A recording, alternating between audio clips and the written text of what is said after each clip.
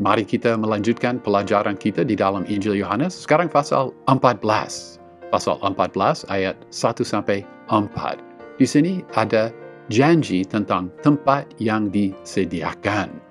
Setelah Tuhan Yesus menceritakan sebelumnya kegagalan Yudas dan Petrus, dia dapat maju menyiapkan mereka pada pengkhianatannya dan juga menyiapkan mereka untuk kehidupan yang seterusnya. Pasal 14, 15, dan 16 adalah perkataan Tuhan Yesus Kristus dengan tambahan beberapa pertanyaan dari murid-muridnya.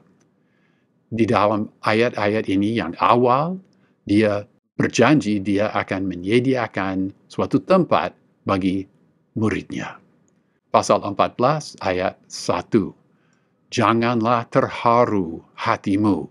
Percayalah kepada Allah. Percayalah juga kepadaku. Kata yang diterjemahkan terharu di sini, taraso, ditemui di dalam 3 ayat mengenai hati Tuhan Yesus Kristus yang terharu, yaitu pasal 11 ayat 33, ketika Yesus melihat Maria menangis dan juga orang-orang Yahudi yang datang bersama-sama dia, maka masgulah hatinya, ia terharu dan berkata. Juga pasal 12 ayat 27, sekarang jiwaku terharu dan apakah yang akan kukatakan? Bapa, selamatkanlah aku dari saat ini? Tidak, sebab untuk itulah aku datang ke dalam saat ini. Dan juga pasal 13 ayat 21, setelah Yesus berkata demikian, ia terharu lalu bersaksi, aku berkata kepadamu, sesungguhnya seorang di antara kamu akan menyerahkan aku. Tetapi kata terharu, taraso, juga dipakai dalam ayat ini dan juga ayat 14 ayat 27 mengenai hati para murid. 14 ayat 27, damai sejahtera ku tinggalkan bagimu. Damai sejahtera ku berikan kepadamu. Dan apa yang ku berikan tidak seperti yang diberikan oleh dunia kepadamu. Janganlah terharu dan takut hatimu. Kata terharu di dalam Injil Yohanes. Juga ungkapan percayalah kepada Allah, percayalah juga kepadaku. Di sini ada suatu masalah terjemahan yang tidak jelas bagi para pembaca terjemahan bahasa Indonesia.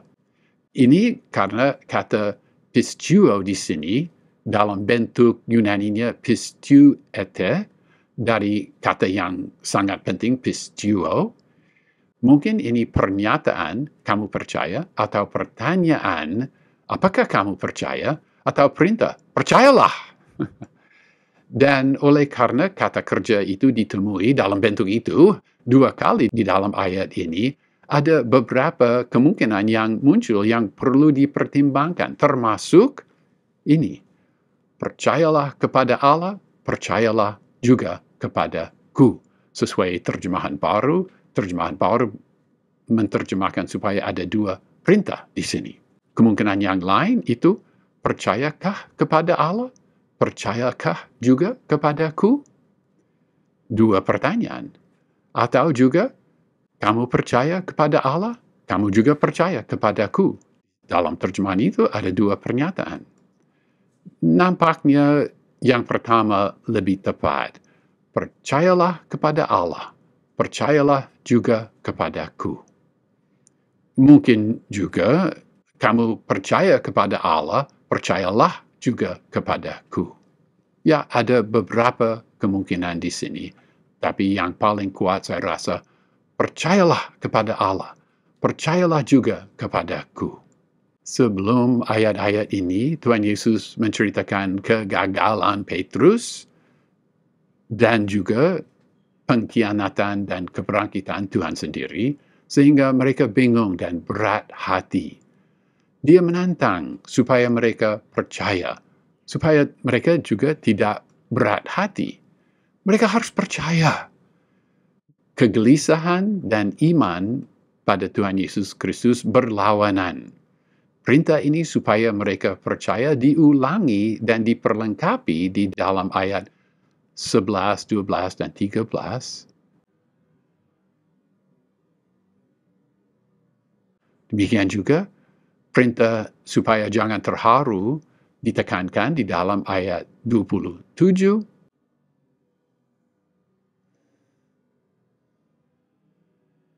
dan juga 16 ayat 33. Objek dari iman mereka adalah Allah dan juga Tuhan Yesus. Jika sesungguhnya Tuhan Yesus menyatakan Allah Bapa sesuai pasal 5 ayat 19, dia layak dipercayai sama seperti Allah Bapa layak dipercayai. Tidak cukup mereka percaya pada Allah Bapa. Mereka juga perlu percaya pada Tuhan Yesus Kristus yang akan segera dikhianati, dipukul, dan disalibkan. Morris mencatat bahwa perintah-perintah ini bukan merupakan kata-kata kosong. Mereka menghadapi suatu tantangan pada iman mereka yang sulit dibayangkan. Dia yang mereka mengasihi dan mengagumi dan menyembah, dia akan disalibkan sebagai penjahat. Nanti, bagi mereka pasti rasanya seperti seolah-olah seluruh dunia hancur. Apalagi mengingat bahwa sampai pada titik itu mereka cukup yakin bahwa mereka sebentar lagi akan menjadi kawan dari Raja Kekal dalam kerajaan Allah. Nanti bagaimana? Hati mereka penuh iman atau hati mereka hancur? Mereka menghadapi suatu pilihan di sini. Mereka harus mengembangkan iman mereka supaya hati mereka tidak hancur dan mereka tidak dapat melayani. Tuhan Yesus mau menolong mereka supaya mereka dapat bertahan sampai dia bangkit dari kuburan. Kematian dan kebangkitan Tuhan Yesus dinubuatkan di dalam Perjanjian Lama, tetapi sampai titik ini tidak ada yang mengalami mujizat yang seindah ini. Jika mereka tidak penuh dengan iman, hati mereka hancur dan mereka tidak dapat melayani sebagai rasul. Pasal 14 ayat 2, di rumah Bapakku banyak kamar. Jika tidak demikian, tentu aku mengatakannya kepadamu. Sebab aku pergi ke situ untuk menyediakan tempat bagimu. Kata rumah ini oikia. Kata oikia ini dapat berarti rumah, kadang juga berarti rumah tangga, tetapi mungkin rumah di sini. Kata yang diterjemahkan kamar di sini adalah Yunaninya monei. Kata itu dapat merujuk pada suatu tempat kediaman atau kamar yang didiami orang. Oleh karena monei yang dimaksudkan di sini berada di dalam rumah Bapakku, lebih baik di sini monei diterjemahkan sebagai kamar. Tuhan pergi ke situ untuk menyediakan tempat bagi mereka. Janji itu bahwa mereka akan mempunyai tempat supaya boleh hidup bersama Allah pasti dapat menenangkan hati mereka. Tetapi ada kesulitan di sini yang cukup sulit. Oleh karena di dalam rumah Allah Bapa sudah ada begitu banyak kamar, mengapa dia perlu menyediakan tempat bagi mereka? Ini memang sulit dipahami. Dia menantang iman mereka, dia menantang iman kita. Dia berkata, jika tidak demikian, tentu aku mengatakannya kepadamu. Dia terbuka, dia jujur pasti dengan mereka dan dengan kita. Bagaimana kita menanggapi kejujuran dan keterbukaannya Tuhan Yesus Kristus?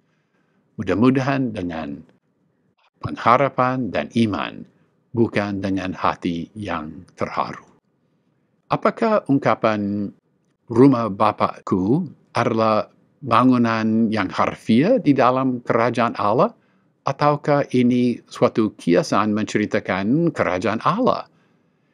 Tidak ada ayat yang sejajar di dalam Perjanjian Baru mengenai ungkapan ini. Di dalam Injil Yohanes pasal 2 ayat 16, Tuhan menceritakan pelataran bangsa-bangsa di Bait Allah. Dia berkata bahwa itu rumah Bapakku. Tetapi kata rumah yang dia pakai di situ lain kata. Dan di dalam Lukas pasal 2 ayat 49, sebenarnya kata rumah tidak dipakai di situ. Itu merupakan tambahan di dalam terjemahan supaya ungkapan dia harus berada antara hal-hal yang milik Bapakku lebih jelas. Tetapi di dalam Lukas pasal 2 ayat 49 tidak ada kata rumah. Sehingga tidak ada kata-kata atau ayat-ayat yang sejajar, maka ini ungkapan rumah Bapakku cukup sulit memastikan apa ini harfiah rumah kediaman di dalam kerajaan Allah yang akan datang, atau ini kiasan mengenai seluruh kerajaan Allah yang akan datang itu. Sulit. Walaupun saya merasa lebih baik harfiah ini tempat kediaman yang harfiah di dalam kerajaan Allah, bukan metafor, bukan kiasan mengenai seluruh kerajaan Allah, saya tidak dapat membuktikan itu. Ini memang suatu masalah tafsiran yang cukup berat, yang cukup sulit. Jadi, jika, dan ini jika yang besar, jika ini harfiah, ada satu pertanyaan yang perlu dihadapi. Siapakah kamu di dalam ayat ini? Kata kamu di dalam ayat ini mungkin merujuk pada ke-11 murid saja, itu mungkin agak aneh.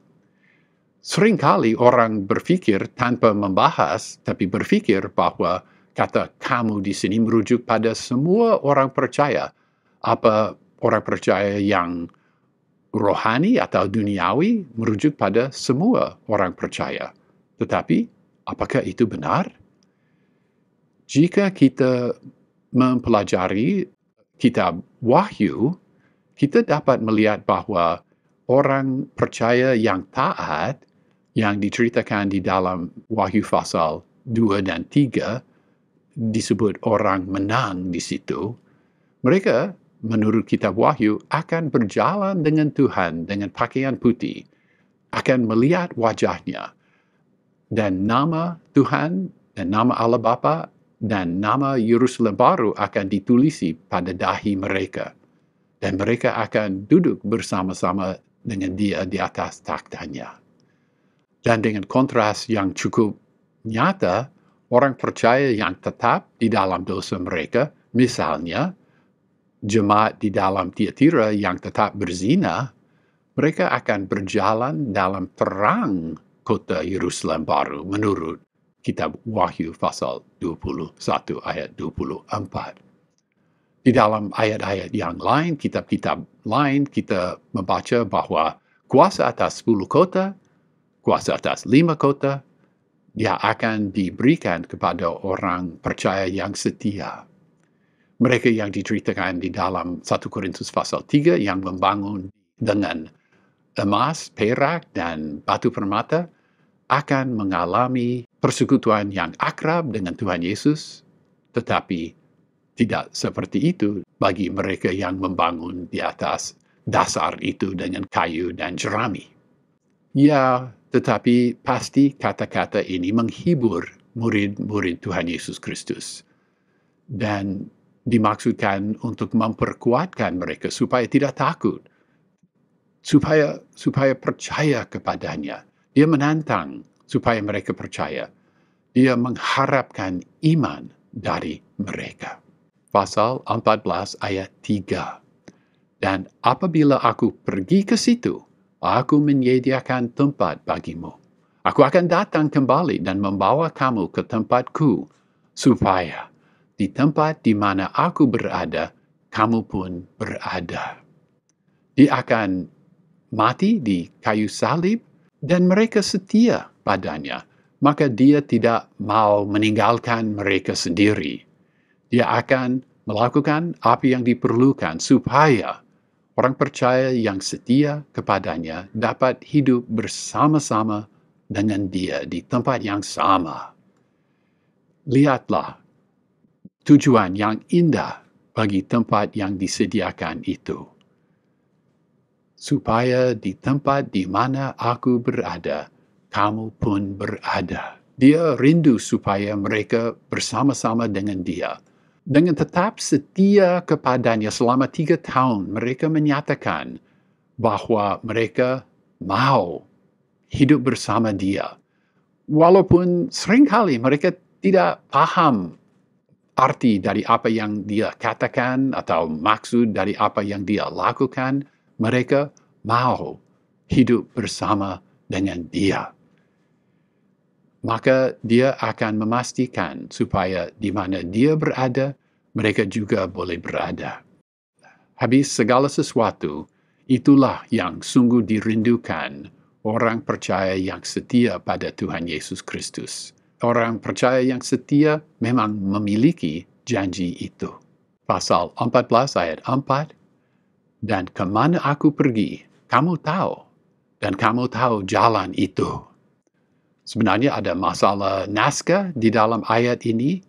Naskah yang paling awal dan mayoritas kebanyakan naskah memang memakai kata, dan kamu tahu jalan itu. Walaupun beberapa naskah yang awal dan beberapa naskah yang kemudian tidak memakai kata, dan kamu tahu jalan itu, kata, dan kamu tahu jalan itu sebenarnya harus dianggap asli.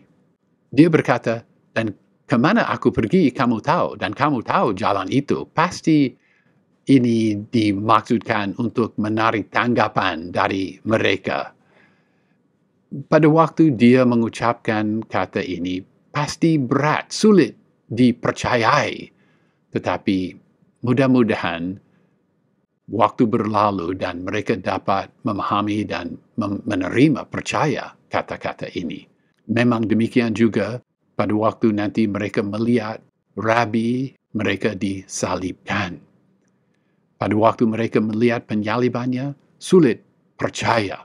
Tetapi kemudian hari mereka memang percaya bahwa dia adalah Mesias dan domba Allah yang mengangkat dosa dunia.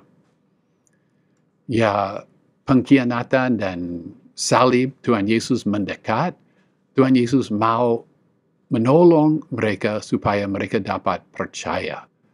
Dan pertolongan itu ya termasuk janji kepada murid yang setia ini bahwa dia menyediakan tempat bagi mereka supaya di tempat di mana dia berada, mereka pun boleh berada. Itulah menjadi alasan yang cukup untuk menuruti perintah Tuhan Yesus supaya percaya. Walaupun mereka akan menghadapi tantangan yang begitu besar. Ini juga berlaku untuk kita. Kita menghadapi tantangan yang berat. Tuhan Yesus mau menolong kita supaya kita percaya, tetap kuat di dalam iman. Dan dia juga berjanji kepada kita, kita setia, ada tempat yang disediakan bagi kita juga.